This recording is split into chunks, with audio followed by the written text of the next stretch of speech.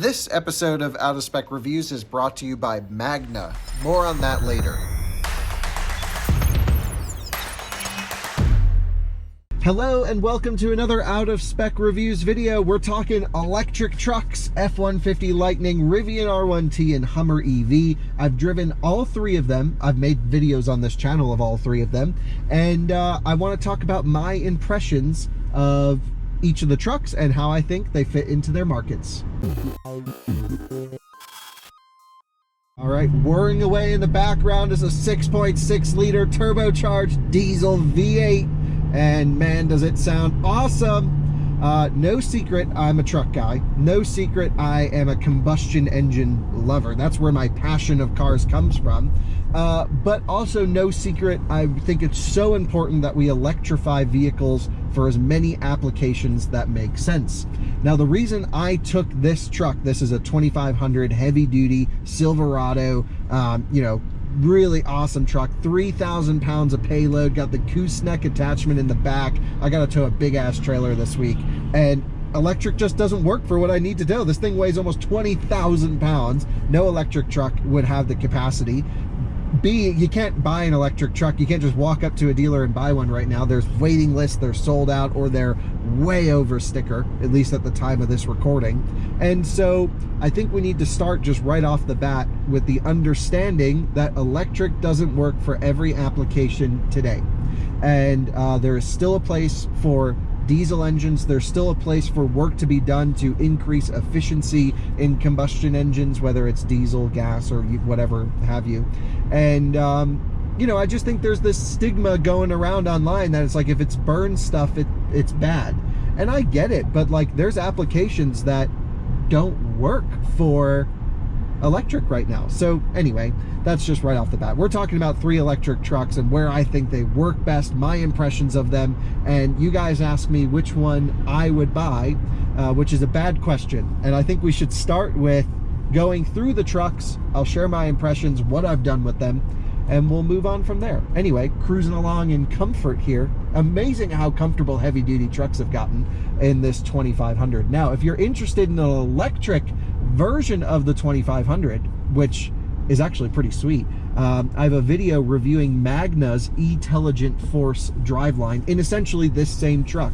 And go take a look at that. It's a few videos back. I'll have it linked in the description. Magna essentially electrified a solid axle, an E-beam as they call it, to electrify medium and heavy duty trucks. The problem, not in production yet, you can't buy it. So that's where I'm saying electric doesn't work for every application.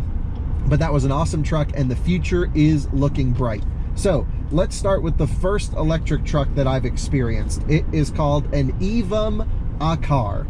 And we're not going to focus too heavily on this, but I do think the company deserves some recognition. This is a almost car accident in front of us. There, I don't know what's going on this week, but I've seen a ton of accidents almost happen. No, thankfully, no one's collided though.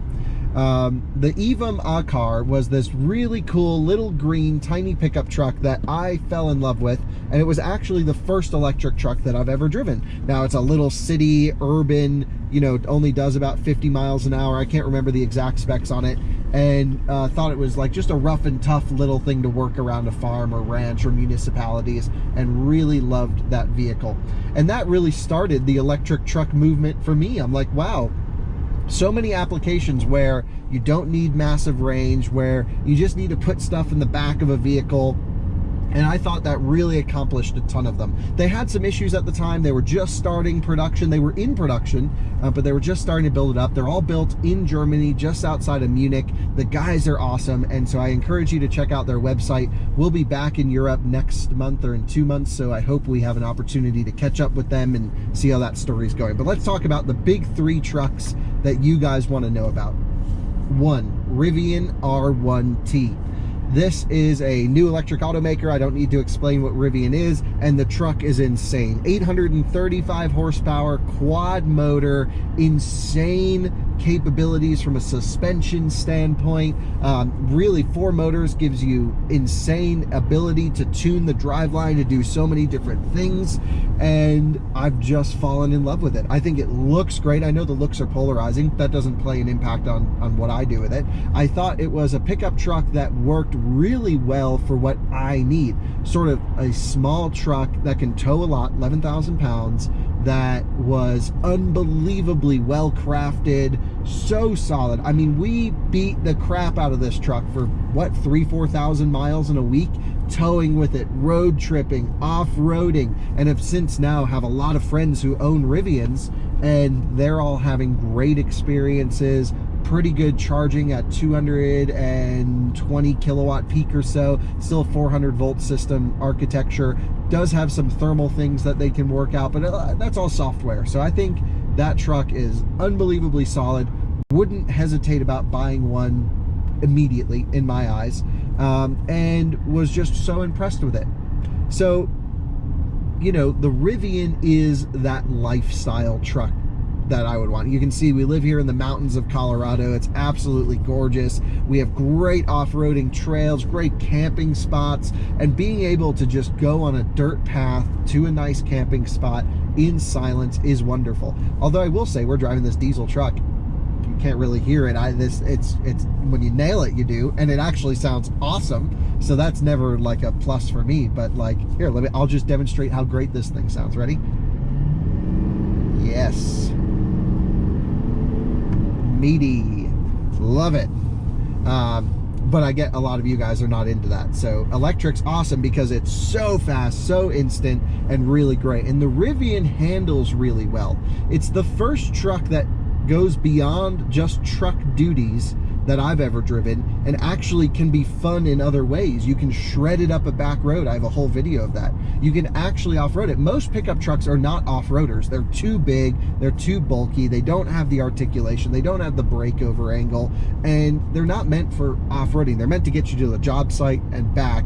The Rivian is. Now, I do think they have some work to do on their driveline controls. Also requires a little bit of a different driving style.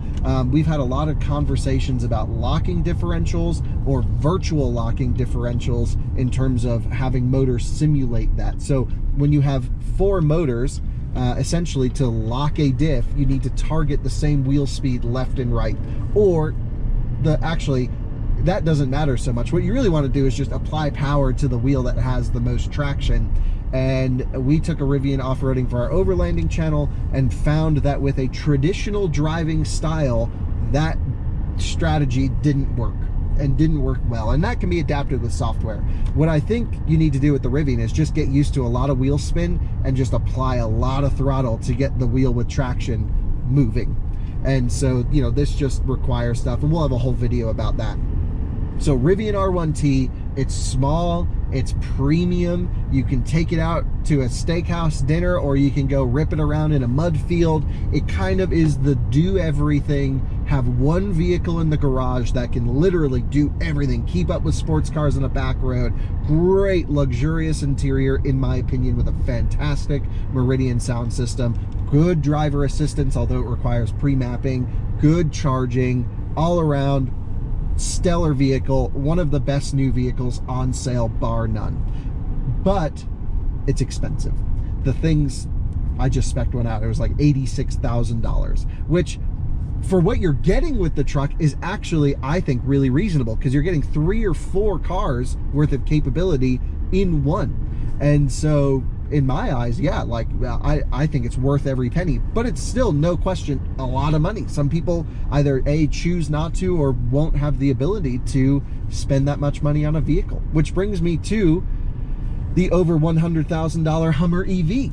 This episode is proudly brought to you by Magna. Magna is a mobility technology company that is super unique because they touch every aspect of almost every car in the market, especially a lot of electric vehicles, and they even can produce vehicles from the ground up. Now, you may remember I shot a series just recently testing some of their new electric vehicle powertrains, so stay tuned for a lot of Magna content to come. We're going to be going in depth with some really interesting topics with these guys, and Out of Spec wants to thank Magna for sponsoring this review and tons of other videos to come right here on Out of Spec. We look forward to working with Magna to define and find out what the future of mobility looks like.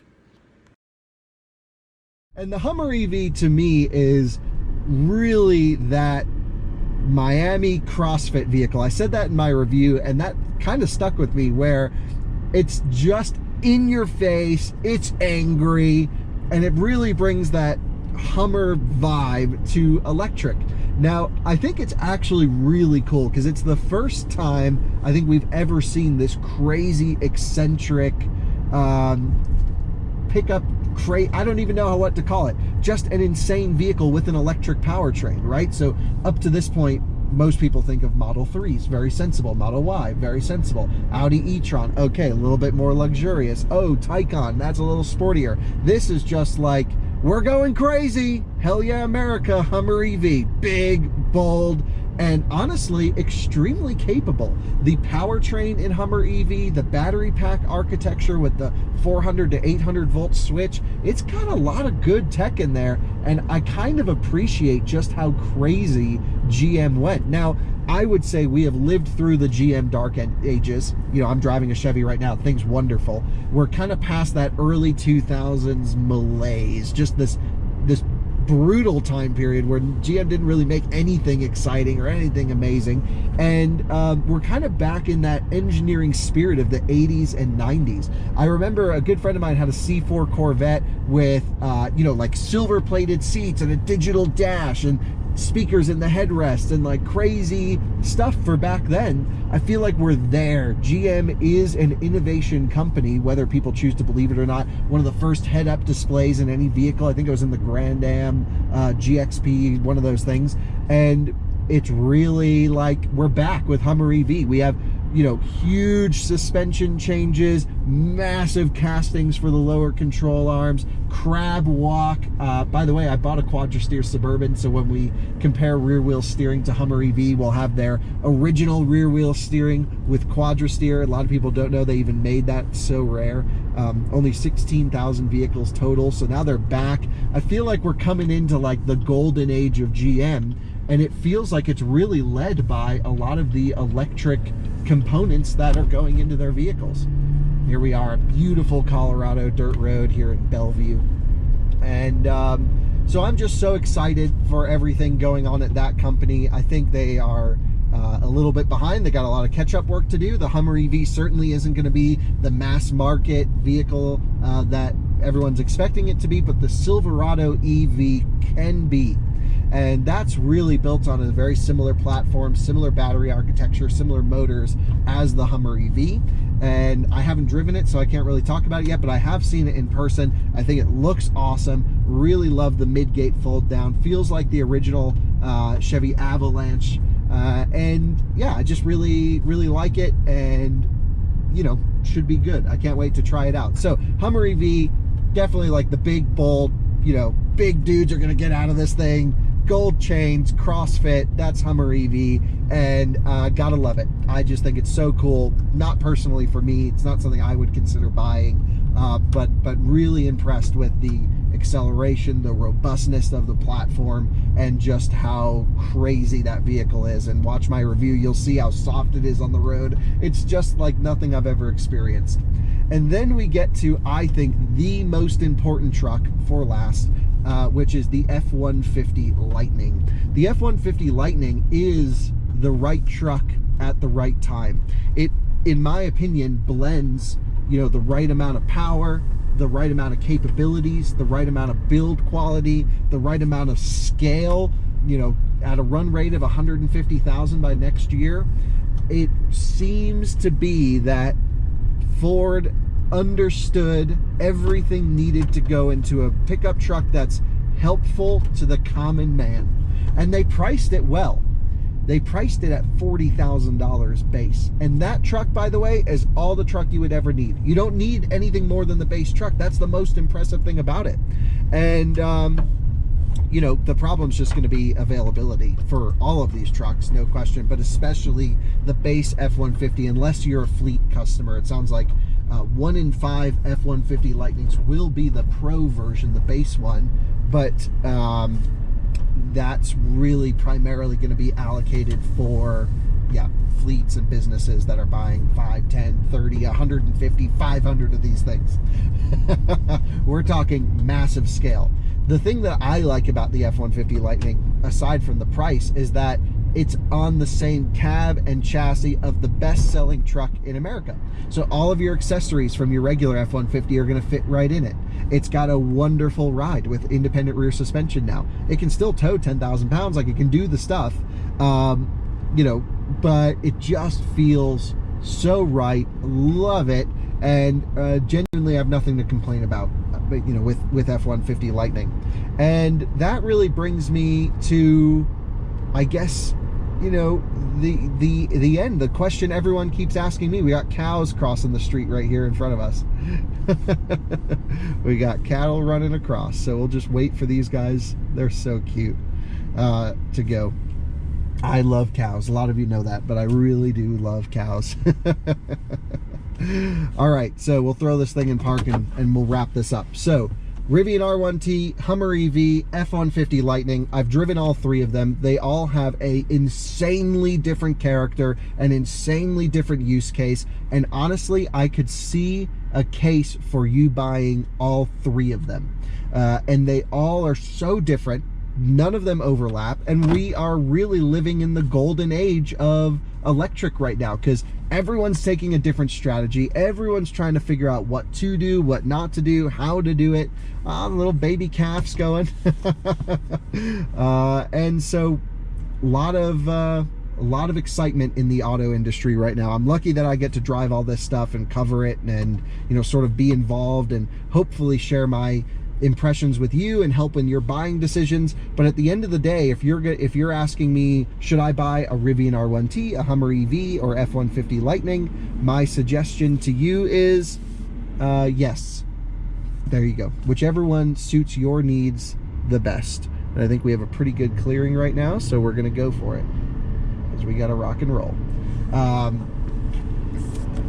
They're all wonderful trucks for different purposes, and I really think my perfect two-truck solution, if you will, would be a maxed out quad motor, big battery, road tripping Rivian R1T. I really hope they go 800 volts sooner rather than later, because these trucks use a lot of power and we need to go, you know, get as much energy into them as possible. And having 800 volt means we can run less current to the vehicles, which means it's actually easier on the charging equipment to deliver the power and for thermals and et cetera, et cetera. Hummer EV is the only technically 800 volt class of vehicle, but it's really 650 volts nominal, I think. 690 volt nominal on the big pack. So it's not really 800, and that's only when you're charging. It's 400 volt or 350 normally. Should we rip the diesel? Hell yes. Burning rubber, baby. By the way, new diesels don't roll coal, so we're not disturbing this bicyclist. He can't even hear us. They're so quiet and refined. And so my perfect two-truck solution, maxed out R1T, and then base F-150 Lightning standard battery pack for the ranch, which we don't have yet, but we're working on it. And you know, have your work truck around town, throw stuff in the back of it, beat it up, base F-150 Lightning. Yeah, it's kind of like everyone just needs one as a tool. And then you go nice Rivian as the daily, and like back road shredder and, you know, things like that. So those are my impressions of the truck. I truly have enjoyed driving each of them. I'm so glad that many of you who watch my videos actually have bought them, and like a surprising number have bought an even amount between the three. Like so many Hummer EV people, which I think is hilarious. I didn't know there would be that much interest, but I'm glad there is. And yeah, great to connect with you guys. And you can't go wrong with any of the three. But for me, it would be F-150 Lightning base, maxed out R1T, and those are my impressions on all of the trucks. We're coming into an amazing age of refinement, of speed, of capability, all being driven by electric powertrains. But let's not forget the cases where we still need diesel. Now, we don't need diesel for me to shoot this video, but I am about to go tow a big ass trailer where I will need to use this truck. So I hope you're not too mad at me for burning fuels driving around to make this video, but I love driving trucks. I love driving this thing. It's awesome. And you know, it's a heavy duty truck, kind of rides like crap over bumpy roads like this, as it should. So we'll see you on the next one. Thanks for watching. Bye-bye.